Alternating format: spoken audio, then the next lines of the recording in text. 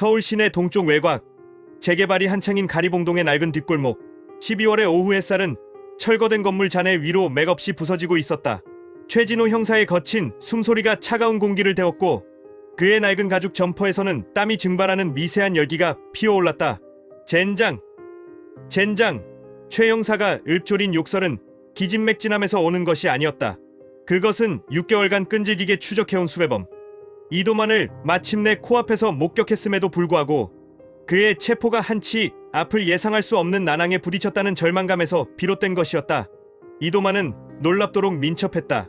돈을 뜯어낸 사람들로부터 달아나기 위해 평생을 도망자로 살았던 사냥 본능이 그의 몸에 새겨진 듯했다. 그는 최 형사가 멈추어라고 소리치기도 전에 이미 시멘트 벽을 따라 난좁고 어두운 틈으로 몸을 날렸다. 이곳은 재개발 구역 특유의 미로였다.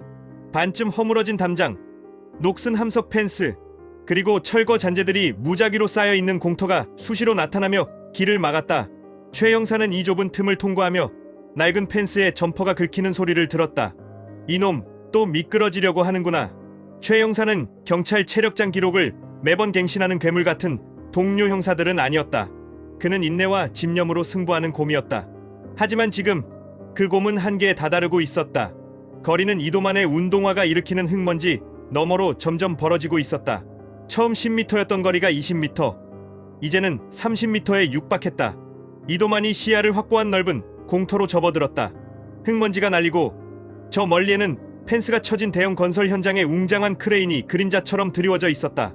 그 공터 끝에는 주요 도로로 이어지는 큰 골목이 있었다.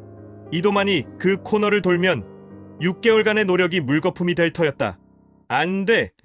놓치면 안 돼! 최 형사의 뇌리에는 이도만에게 당해전 재산을 잃고 절규하던 피해자들의 얼굴이 스쳐 지나갔다. 이도만은 단순한 사기꾼이 아니었다. 그는 타인의 삶을 송두리째 파괴하고도 일말의 죄책감조차 느끼지 않는 가차없는 포식자였다. 최 형사는 마지막으로 폐 깊숙이 차가운 공기를 들이마셨다. 그러나 그의 다리는 이미 경련을 일으키고 있었다. 속도를 더할 수 없었다. 그때 그의 시선이 달리는 발밑으로 향했다. 흙먼지 속에 박혀있는 주먹 2개를 합친 만한 크기의 시멘트 조각이 눈에 들어왔다. 모서리가 달아 둥글고 무게감이 느껴지는 물건이었다. 그의 머릿속에서 경보가 울렸다. 규정 위반, 무력 사용 논란. 하지만 이미 이성을 통제할 상황이 아니었다. 적어도 움직임을 멈춰야 한다. 최 형사는 달리던 자세 그대로 허리를 굽혔다.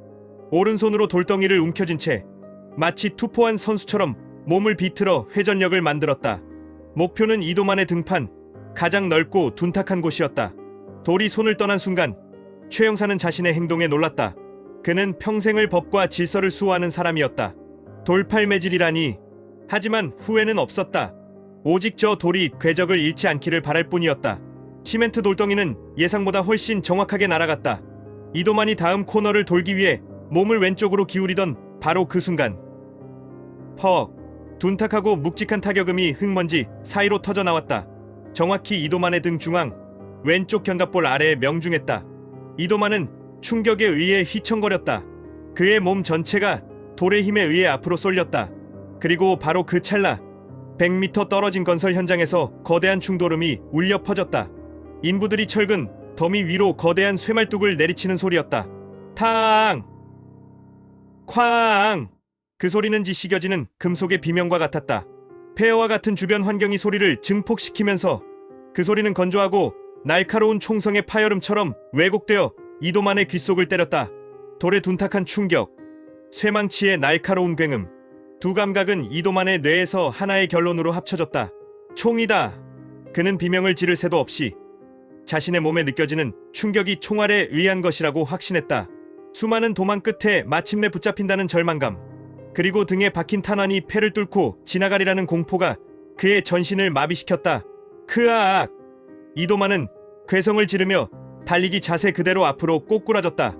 그는 온몸의 힘을 잃고 흙바닥에 얼굴을 박았다. 최진호 형사는 헐떡이며 이도만이 쓰러진 곳으로 달려갔다.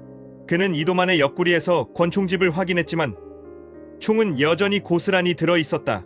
자신의 총은 당연히 허리춤에 안전하게 있었다. 쓰러진 이도만은 두 손으로 등짝을 부여잡고 끙끙 앓고 있었다. 그의 얼굴은 흙과 땀, 눈물로 범벅되어 있었다. 형사님, 저를 쏘셨어요. 너무합니다. 저는 비무장인데. 이도만은 마치 영화 속 주인공처럼 고통에 찬 목소리로 외쳤다.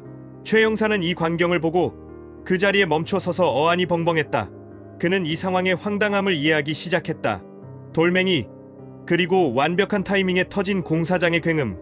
이도만은 돌을 맞은 것이 아니라 총알을 맞은 것이라고 착각하고 있었다. 최 형사는 웃음을 터뜨릴 뻔한 것을 간신히 참았다. 그러나 곧바로 형사의 표정을 되찾았다. 이 상황은 체포에 유리했다. 오해를 이용해야 했다. 그래, 쐈다. 내가 반년 동안 도망다닌 데가다. 꼼짝 마. 조금이라도 움직이면 진짜로 쏜다. 최 형사는 일부러 목소리를 낮고 거칠게 깔았다. 그는 조심스럽게 이도만의 몸을 뒤집었다. 이도만은 거의 울부짖으며 신음했다. 피가 안 멈춥니다.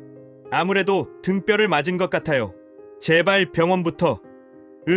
최 형사는 이도만의 등에 묻은 흙을 털어냈다. 붉고 널쩍한 멍울이 중앙에 선명하게 솟아 있었다. 피는 한 방울도 없었다. 그저 돌에 의해 강하게 충격받은 흔적뿐이었다. 이봐, 이도만, 내가 맞은 건 총알이 아니라 내가 던진 돌이다. 최 형사는 돌이 박힌 자국을 손가락으로 가리켰다. 이도만은 눈을 깜박거렸다. 그리고 자신의 등짝과 흙바닥에 떨어진 돌덩이를 번갈아 보았다. 돌이요? 바로 그때 공사장 쪽에서 또 한 번 거대한 쇠 부딪히는 소리가 탕 하고 울려 퍼졌다. 이도만의 표정이 순식간에 복잡해졌다. 총성에 대한 공포가 이제 황당한 배신감으로 바뀌었다. 돌을 형사님이 돌을 던지셨다고요? 그의 목소리에는 분노와 허탈함이 뒤섞여 있었다. 이게 형사가 할 짓입니까? 사람을 돌로 쳐놓고 총 맞은 척하게 만들다니. 최 형사는 이도만의 팔에 수갑을 채우며 말했다. 형사가 할 짓? 너 6개월 동안 피해자들 눈에서 피눈물 나게 했지. 돌멩이 신세진 건 너한테는 약과다. 그리고 총 맞은 척한 건 너지. 내가 아니다. 타이밍이 절묘했을 뿐. 최 형사는 바닥에 떨어진 돌을 주워 이도만의 앞에 보여주었다. 어쨌든 이 돌멩이가 너를 잡은 특등 공신이다. 이도만, 이제 내 미궁 탈출은 끝났다. 일어나. 콩밥 먹을 시간이야. 이도만을 체포 차량에 태워보내고 최 형사는 찬 공터에 홀로 남아 심호흡을 했다. 그의 귓가에는 아직도 탕, 쾅 하는 쇠망치 소리가 환청처럼 울리는 듯했다. 그날 저녁 경찰서 복도에서 이 사건은 삽시간에 전설이 되었다. 돌팔매질로 수배범을 잡았다고?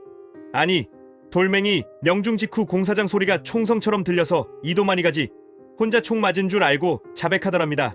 최 형사는 팀원들의 놀림과 칭찬 속에서 묵묵히 보고서를 작성했다. 그는 보고서에 체포, 경위, 항목에 다음과 같이 간결하게 적었다. 추적 중 피의자의 움직임을 저지하기 위해 인근 건설 폐자재 돌을 사용해 피의자의 등 부위를 타격. 동시에 인근 공사장의 소음으로 인해 피의자가 오인. 현장에서 검거 완료함.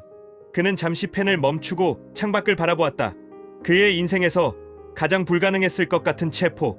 돌멩이와 망치 소리가 만들어낸 완벽한 우연. 최 형사는 픽 웃었다. 어쩌면 형사 생활이란 거대한 미궁 속에서 우연히 발견한 길을 집요하게 따라 걷는 일일지도 모른다고 생각했다. 그리고 그날 그 우연은 주머니 속 묵직한 돌덩이의 형태를 하고 그에게 나타났던 것이다. 그는 이 사소하고 우스꽝스러운 사건이 자신의 형사 인생에서 가장 빛나는, 그러나 동시에 가장 비밀스러운 무용담이 될 것임을 직감했다. 재밌게 보셨으면 좋겠습니다. 또 열심히 다음 글을 구상해 보겠습니다. 감사합니다.